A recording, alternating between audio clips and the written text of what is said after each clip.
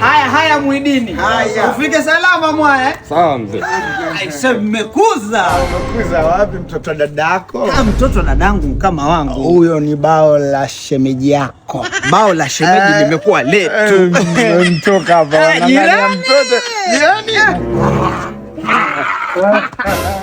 Jirani, niambie huko nje wanasemaje kunihusu? Haufuatilii wanapokuongelea? Basi ndio maana wanasema hivi, siku hizi Simba kawa vegetarian. Hangati. Mmekuwa Simba wakati wa vitunguu, nyanya wala kachumbari. Nimekuwa mtu wa kachumbari. Vegetarian kama rasta, ni Simba wenu. Yaani vitu vyangu mimi ni hoho na karoti. Hizo ushazidiwa sasa wala majani. Na wewe waniona nakuona hivyo jirani. Mbona izaa mwenye miguu mitatu. Haya, nenda kwa naenda.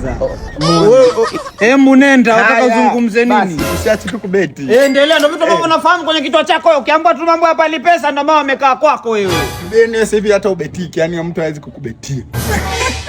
Kamwambia hivyo dadako anayetembea hivi. Mambo yako kama watu hawezi kunibetia yeye, kamwambia. Yule anatembea hivi. Yule sio dada yangu. Nani hapo? Yule jirani yetu hilo. Hainiumi hiyo. Haikuumi. Nikuchape nyingine. Kamwambia hivyo yule mke wako ambaye aliachwa akapata bwana wa Kisimba akampa mimba na mtoto unalea. Sawa. Yule mtoto kwa taarifa yako ni wa kike, nitamwezesha, yale ni mafaida. Wewe sasa hata kusingiziwa huna. Naye. Wewe huna. Muuliza mama Sikuzani.